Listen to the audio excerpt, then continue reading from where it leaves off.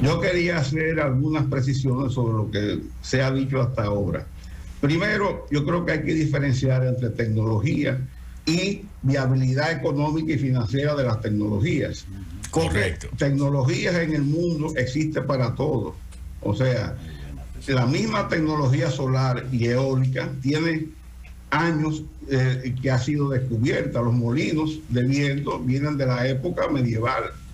Y la fotovoltaica está desde los años 80, 70. El problema ha sido la viabilidad económica que en los últimos 10, 15 años es que eso se ha inclusive materializado, porque hoy día, en términos de la energía solar y la energía eólica, en los mercados eléctricos donde donde tienen presencia, ya inclusive no están recibiendo incentivos fiscales y de precios especiales como necesitaron en un principio cuando comenzaron a incursionar en los mercados. En Centroamérica, donde yo tengo bastante experiencia de trabajo, hoy día las energías renovables, eólica y solar, se licitan en unas licitaciones que son exclusivas para esas energías y no gozan de ningún incentivo fiscal. Y compiten porque ya tienen precios que, aunque no son más baratos que los precios de las energías térmicas ni las hidráulicas, por un tema de el factor de utilización o el factor de planta que se conoce, o sea, el tiempo que esas energías están disponibles, pero ya les permiten inclusive poder tener unos precios en términos económicos relativamente eficientes. Entonces, el problema de las energías renovables o el desafío que tienen las energías renovables es relativo a que puedan tener una permanencia de energía continua, 24/7. Y eso se lograría, por un lado, si las eficiencias pudieran mejorar sustancialmente, porque de todas las energías, de todas las tecnologías que existen para producir energía, la eficiencia más baja es la eficiencia de las energías renovables no tradicionales, que son la eólica y la solar. La más alta la tienen las turbinas hidráulicas. Una turbina hidráulica para producir electricidad a partir del agua tiene una eficiencia del 92 al 95, 96% en función de la turbina. Las térmicas, como bien han estado exponiendo, van desde un 38% a un 50% en función de la tecnología de la caldera. Pero los ciclos combinados, que es una turbina de reacción combinada con un recuperador de calor para aprovechar el poder calorífico de los gases de la combustión y generar más energía con el mismo combustible, ya hay tecnologías que están llegando en el orden de los 63-64%, mientras la eólica y la solar, la eficiencia es baja, menos del 20 y pico por ciento. Entonces, ese es el problema. Ahora, la tecnología para almacenar la energía que producen las fuentes renovables no convencionales como la eólica y la solar existe, no es nueva. El problema es el costo, porque para usted desarrollar un banco de almacenamiento de energía de eólica o solar para acumular energía por 4 horas, que serían baterías, independientemente del componente de la batería, la inversión en ese banco es de $1 millón por megavatio instalado para almacenar 4 horas. Pero usted tiene que garantizarle a la población energía por 24 horas, los 7 días de la semana, los 365 días al año. Entonces, en ese sentido, todavía para poder alcanzar la meta que el mundo aspira y se ha trazado, de que toda su electricidad pueda ser generada a base de fuentes renovables, es mucho el trecho que falta por recorrer, porque el desafío es, número uno, poder tener esa disponibilidad de manera continua, y número dos, que los costos de la tecnología sean costos razonables con relación a lo que hoy existe. Si uno analiza lo que ha sido la historia de las proyecciones, las planificaciones y las expectativas que se han ido generando en el mundo sobre cuáles eran las expectativas que uno hubiera tenido o los deseos que se aspiraban a tener a la fecha de hoy en términos de participación de energías renovables en la matriz de generación eléctrica a nivel mundial. Estamos muy cortos de lo que se esperaba. Aun cuando hemos avanzado, porque definitivamente se ha avanzado, si usted coge cuál es la participación de la energía renovable, si usted descuenta lo que es la energía hidroeléctrica, que es una energía que sí puede estar 24/7, porque la energía hidroeléctrica... Cuando haya agua.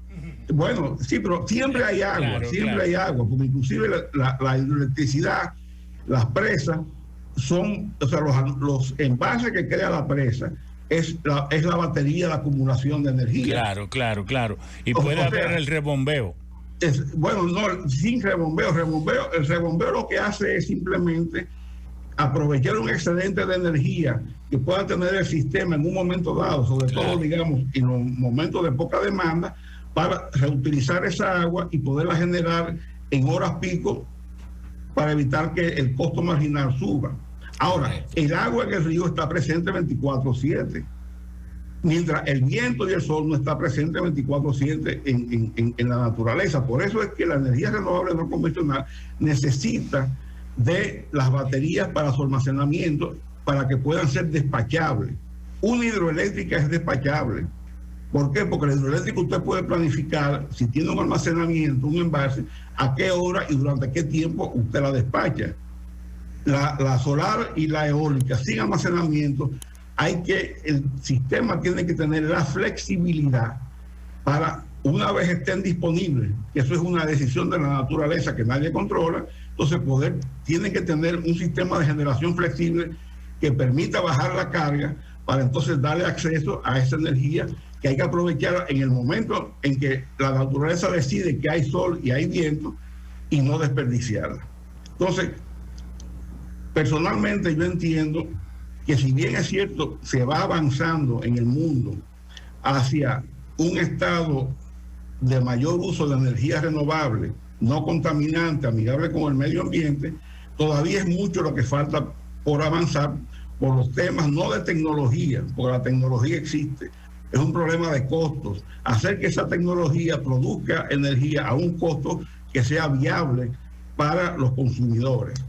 Y en el caso dominicano, yo tengo el convencimiento que en los próximos 20, quizás hasta 30 años, la espina dorsal de la generación eléctrica de este país seguirá estando sustentada en la generación térmica. Porque en términos de energía hidráulica tenemos limitaciones por el hecho de que somos una isla. No es un problema de que aquí no llueva. Aquí llueve, por ejemplo, en la cuenca del río Yaca del Norte, la misma cantidad de agua, de agua anual que llueve en la cuenca del río Paraná en Brasil. Unos 1.400, 1.500 milímetros de precipitación al año en promedio. ¿Cuál es la diferencia? Que la cuenca del río Paraná en Brasil, donde está construida la presa de Itaipú, que es la central hidroeléctrica más grande del mundo, con unos 16.000 megavatios de capacidad instalada, tiene un área de cuenca de 64. No es las Tres Gargantas, Bernardo. No, o sea, hay Tres Gargantas y Itaipú se disputan, pero Itaipú está en un proceso de ampliación de su capacidad instalada, que va a pasar, si no la ha pasado, a Tres Gargantas. Pero independientemente de que sea la 1 o la número 2, el hecho es que la cuenca hidrográfica que alimenta la presa de Itaipú en Brasil tiene un área de 64.000, 62.000 kilómetros cuadrados, mientras que aquí la cuenca de la presa de Tavera Bajo tiene 1.400 kilómetros cuadrados. Entonces, la cantidad de agua en un río está en función de la pluviometría de la zona y de la cuenca hidrográfica donde esa lluvia cae. Entonces, nosotros al ser isla tenemos esa limitación y nuestro recurso hidráulico es limitado. En los años 70, mi directo y querido amigo, el ingeniero Marcelo Jorge, que en paz descanse, una eminencia en el sector hidroeléctrico, realizó una tesis en la universidad con dos estudiantes de esa época que estudiaban ingeniería electromecánica, donde él estudió y evaluó a partir de la lluvia que cae en la República Dominicana, en las diferentes cuencas hidrográficas, el potencial que había, el potencial bruto que había de generación hidroeléctrica en el país. Y se determinó que más o menos alrededor de 7.000 millones de kilovatios hora era el potencial que se podía producir en términos de generación hidroeléctrica. Pero en términos de que fuera aprovechable, se estimó ese potencial bajaba a unos 5.000 millones de kilovatios hora. Hoy día, con los proyectos que se han desarrollado en el país, más o menos tenemos en un año de pluviometría media una generación hidroeléctrica en el orden de los 2.000 millones de kilovatios hora. Pero obviamente cuando tenemos un año seco, esa producción cae drásticamente. Lo que se ha identificado y se ha estudiado en términos de proyectos hidroeléctricos a desarrollar, que tienen estudios desde prefactibilidad hasta diseño definitivo, lo que queda por desarrollar en el país, sin incluir el potencial de rebombeo que puedan existir en proyectos que ya tienen grandes embalses y que deberían ser sujetos de estudios para ver la viabilidad económica de construir sistemas de rebombeo, queda por desarrollar unos 400 megavatios en términos de potencia. Pero muchos de esos proyectos, lamentablemente, ya inclusive desde mi punto de vista no son viables técnicamente porque su capacidad instalada, la mayoría son de 15 megavatios o menos. Y 15 megavatios en un sistema cuya demanda supera los 3.000 megavatios ya no significa absolutamente nada. El otro inconveniente que tienen las hidroeléctricas en sentido general es que tienen un factor de costo de obras civiles que es muy alto en comparación con las energías renovables. La relación en una hidroeléctrica de costo civil a costo electromecánico es de 70, 30, 80, 20. En cambio, en un proyecto solar, en un proyecto eólico, estamos hablando que el costo de fabricación de los equipos puede ser el 95% del costo del proyecto en su totalidad. Y eso hace que para un inversionista invertir en energías renovables tenga menos riesgo, porque tiene un costo controlado en fábrica. Entonces, por eso usted ve que es muy difícil que un proyecto de energía renovable o eólica o solar sufra aumentos bruscos de costo durante su desarrollo, porque todo eso se controla en fábrica. El costo local de obra civil es mínimo. En una eólica es toda la obra civil de zapatas y fundaciones asociadas a la instalación de la torre. Y en el caso de la solar todavía es mucho menor. Entonces, realmente yo pienso que el mundo avanza, pero es un asunto de costo para que la tecnología, para que las fuentes renovables sigan ganando de manera más acelerada participación significativa en la matriz energética mundial en términos de electricidad. Eso que mencionan del Powerwall de Tesla, sí, la tecnología funciona, pero ¿cuál es el costo de eso? Eso de que hablamos de la captura del carbón en las plantas de carbón, y yo añadiría la gasificación del carbón, que es generar energía a través del proceso de gasificación de carbón. Eso de la tecnología existe. Ahora, ¿cuáles son los costos asociados de eso? Claro, muy alto, muy alto. Bernardo, queremos aprovechar tu vasta experiencia. 10 millones de dólares el megavatio instalado. Parece que no puede escuchar. La tecnología térmica tradicional del carbón, sí, por ejemplo, del ciclo combinado, que tú tienes costo de inversión del orden de los 1.200 millones de dólares por megavatio instalado. Y el ciclo combinado es una producción continua.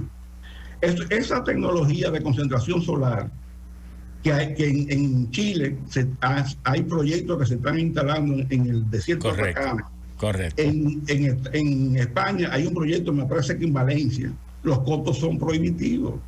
Hay un proyecto en Valencia que lo construyó la firma UHL que salió a 8 millones de dólares el megavatio instalado.